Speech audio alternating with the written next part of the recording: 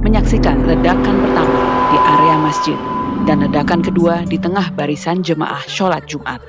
Keras banget karena kita juga nggak bisa langsung dengar gitu. Ya langsung gitu. pengang aja. Sempat pengang berarti kupingnya ya? Iya. Ini bukan tentang mencari sensasi, melainkan ini adalah tentang mencari bagaimana seorang pelajar yang harusnya duduk di bangku SMA dan fokus pada pelajaran memilih untuk merakit bom. Ini adalah kisah suara sunyi dari seorang pelajar SMAN 72 Jakarta. Siapa, Cok? Itu, Cok. Astagfirullahaladzim. Tangan gue gemeter. Hal yang pertama harus kita luruskan adalah polisi dan pengamat menyatakan bahwa motif ini dilakukan bukan adanya dari terorisme ideologi, melainkan bagaimana cara anak tersebut mengekspresikan dirinya atau reaksi personal yang difasilitasi oleh teknologi. Tapi kenapa? Mengapa seorang siswa biasa yang bahkan mengikuti ekskul KIR atau karya ilmiah remaja bahkan bisa sejauh ini? Simpel jawabannya, yaitu karena adanya bullying atau perundungan. Yang melibatkan anak, meskipun fenomena tersebut berbeda dengan radikalisasi online, di mana pelaku melakukan aksi karena menjadi korban bullying dari rekannya dan meniru pelaku penembakan massal di luar negeri sebagai metode untuk melakukan aksi balas dendam dan bukan melakukan aksi karena keyakinan atas salah satu paham atau ideologi. Di TKP ditemukan petunjuk-petunjuk yang sangat gelap. Senjata mainan dengan tulisan nama-nama pelaku penembakan massal internasional. Pelaku belajar merakit bom dari internet. Ketika pintu komunikasi di rumah dan di sekolah tertutup, di mana seorang anak mencari tempat yang pas untuk berbicara, bercerita, curhat, ataupun melepaskan semua yang ia pendam. Sayangnya, bagi sebagian anak, jawabannya adalah internet gelap. Tragedi ini terjadi pada 7 November 2025, pada saat sholat Jumat. Lokasi ini terjadi pada Masjid SMA N72 Jakarta. Hal mengenaskan ini menimpa korban, terutama terduga pelaku yaitu FN, dan juga orang lain yang berada di sekitar masjid luka-luka ringan. Tapi bisa diselamatkan dengan rawatan intensif di rumah sakit setempat. Untuk penjelasan yang lebih lanjut akan dijelaskan oleh rekan saya, Nathanael Dwi Nugroho. Saya persilakan kepada Nael untuk menjelaskan tentang bom SMAN 72 Jakarta. Oke teman-teman, tadi kita sudah mendengar penjelasan Zio. Sekarang kita akan ke penjelasan saya tentang kasus SMAN 72. Oke, saya akan mengulik lebih dalam dan mengeksplor lebih tentang kejadian SMAN 72. Nah, jadi insiden tersebut ini memiliki banyak teori tentang mengapa pelaku ini melakukan hal tersebut dan makna dibaliknya itu sebenarnya apa sih. Jadi, dalam berbagai sumber itu dibuktikan bahwa terdapat ditemukannya senjata laras panjang dan pistol di dekat korban ledakan SMAN 72. Nah, pistol itu merupakan dikonfirmasi sebagai senjata mainan, tapi terdapat berbagai tulisan menggunakan cat putih seperti tip X atau penghapus pulpen pada senjata mainan yang mirip semacam senapan serbu berwarna hitam. Nah, jadi tulisan ini tuh terdapat hubungan dengan peristiwa terorisme yang berada di dunia. Seperti halnya tulisan Alexandre Bissonnette yang ada di bagian magazin.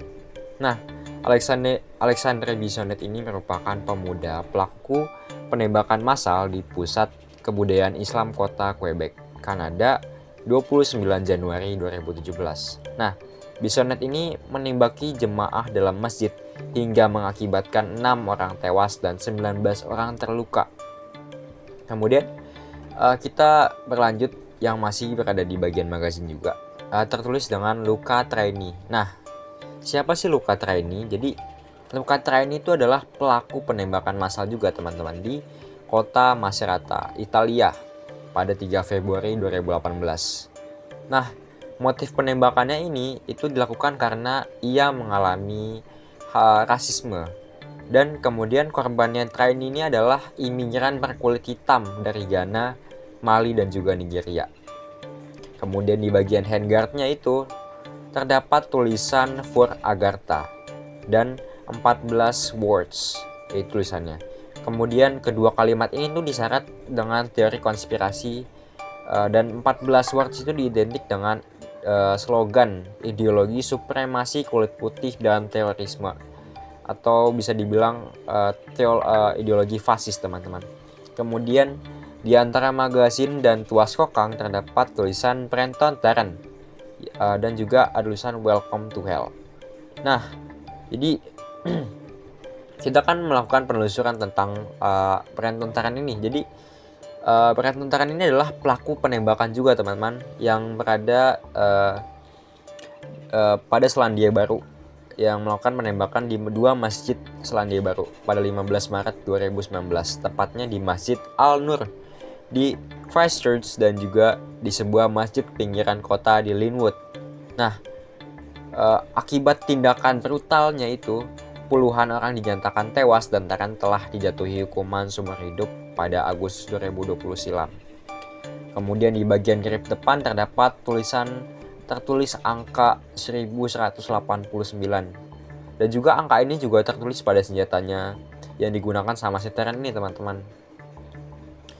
Namun hingga saat ini tuh Polri masih melakukan pendalaman terhadap motif terduga pelaku dalam ledakan di SMAN 72 Kelapa Gading, termasuk soal dugaan pelaku adalah siswa SMA tersebut yang mengalami perundungan. Dan saya baca-baca lagi, teman-teman, bahwa teori tersebut ini tuh pelaku ini mengalami semacam pengaruh teori radikalisasi online atau internet pipeline, bahwa di era digital ini radikalisasi tidak lagi terjadi melalui pertemuan langsung atau kelompok fisik. Jadi tidak lewat muka atau empat mata atau misalnya kita ketemu, tapi juga berkembang melalui konten internet dan algoritma media sosial. Teori alt-right pipeline menjelaskan bahwa seseorang dapat memulai dari konten ringan, teman-teman, yang memancing emosi atau kemarahan. Kemudian perlahan diarahkan ke konten yang lebih ekstrim seperti ideologi fasis atau Nazi. Kemudian supremasi kulit putih atau propaganda kekerasan. Dalam konteks kasus SMAN 72, pelaku disebut banyak mengakses konten ekstrem, termasuk ideologi fasis dan gerakan supremasi kulit putih. Khususnya gagasan yang mengatakan bahwa suatu kelompok harus bertindak demi menyelamatkan dunia atau melindungi ras tertentu. Di internet juga terdapat narasi ini banyak dibungkus dalam bentuk yang terlihat heroik dan inspiratif, teman-teman. Jadi sehingga sangat mudah dipengaruhi oleh anak muda yang sedang mencari jati diri. Kemudian juga ada teori kehilangan ikatan sosial atau disorganisasi sosial. Jadi teori ini tuh social breakdown atau anomi, teman-teman. Jadi anak muda yang kehilangan dukungan sosial, merasa tidak punya tempat atau mengalami isolasi, sangat rentan mencari identitas baru di luar lingkungan nyata. Jadi mereka tuh lebih mudah terpengaruh karena merasa menemukan rumah di komunitas ekstrem online yang terlihat menerima dan mendengarkannya dia. Kemudian banyak kasus teror atau ekstremisme di seluruh dunia memperlihatkan pola yang sama. Jadi kasusnya ini tuh nggak cuma ada di Indonesia juga. Terus pelaku merasa tidak terdengar, tidak dihargai, dan kemudian mencari pembenaran di ruang virtual. Kemudian jika pelaku SMAN 72 ini mengalami tekanan psikologis, kesepian, atau ketidakmampuan berkomunikasi dengan lingkungan sekitar, kondisi tersebut dapat menjadi pintu masuknya radikalisasi, teman-teman. Oke, selanjutnya kita bahas yang ketiga, yaitu merupakan teori ancaman antar kelompok, yaitu Integrated Threat Theory, yang menjelaskan bahwa ketika seseorang merasa kelompoknya terancam, baik secara simbolik maupun fisik, mereka dapat menjadi lebih agresif dan mendukung kekerasan sebagai pembelaan. Kemudian ideologi ini juga seperti supremasi kulit putih dan fasisme yang merupakan sering menggunakan narasi konspirasi. Misalnya, klaim bahwa dunia sedang dikontrol kelompok tertentu dan bahwa identitas mereka akan hilang, teman-teman. Jadi, narasi ini tuh dapat memberikan rasa misi atau pahlawan bagi individu yang rentan, sehingga memicu mereka melakukan aksi ekstrem untuk membuktikan keberadaan diri. Dan juga hubungannya dengan kasus SMN72 adalah jika kita hubungkan semua teori di atas itu, kita melihat pola yang mirip, teman-teman. Oke, dan juga kita akan membahas faktor-faktor teorinya juga. Yang pertama, radikalisasi via internet, yaitu pelaku ini terpengaruh konten ekstrim dan ideologi radikal dari dunia maya.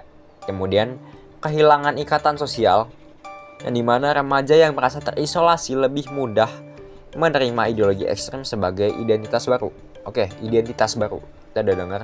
Kemudian, rasa ancaman simbolik, yaitu ideologi seperti fasis menciptakan narasi bahwa tindakan kekerasan adalah pembelaan atau misi luhur yang merupakan aksi heroik, itu merupakan yang dianggapnya. Kemudian kita akan ngebahas permasalahan yang utama yang akan terlihat. Kemudian yang pertama itu adalah minimnya literasi digital dan pengawasan media sosial. Remaja dapat dengan mudah mengakses konten berbahaya tanpa bimbingan. Kemudian, lemahnya deteksi dini, kesehatan mental, dan isolasi sosial. Banyak sekolah belum mampu membaca tanda-tanda siswa yang kesulitan secara emosional, teman-teman. Kemudian yang ketiga, permasalahannya itu adalah kurangnya ruang aman untuk berbicara. Jika siswa tidak merasa terdengar, mereka dapat mencari wadah lain yang justru destruktif dan berbahaya. Kemudian yang keempat itu pendidikan tentang ekstremisme dan masih sempit. Selama ini ekstremisme sering dipahami hanya sebagai radikalisme agama, padahal bentuknya sangat luas, kayak semacam fasisme, kemudian supremasi kulit putih, ide identitas, kemudian konspirasi global, dan banyak lagi. Oke, kita sudah dalam ujung akhir video. Kita akan ngebahas tentang kesimpulannya, teman-teman. Jadi, kasus SMA72 ini bukan tentang bom, tapi tentang bagaimana internet, isolasi sosial, dan ideologi ekstrem dapat mengubah seseorang remaja menjadi pelaku kekerasan. Jika kita gagal membangun empati, dukungan sosial, dan pendidikan digital yang kuat, maka anak muda akan terus menjadi sasaran mudah ideologi ekstrem. Pendidikan dan intervensi dini diperlukan, bukan hanya penanganan setelah kejadian. Oke, sekian dari saya. Terima kasih.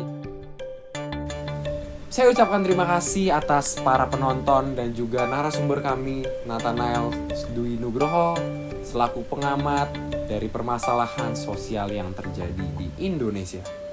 Jika Anda adalah orang tua, jangan tinggal diam. Jangan berhenti hanya melihat, mulailah mendengar.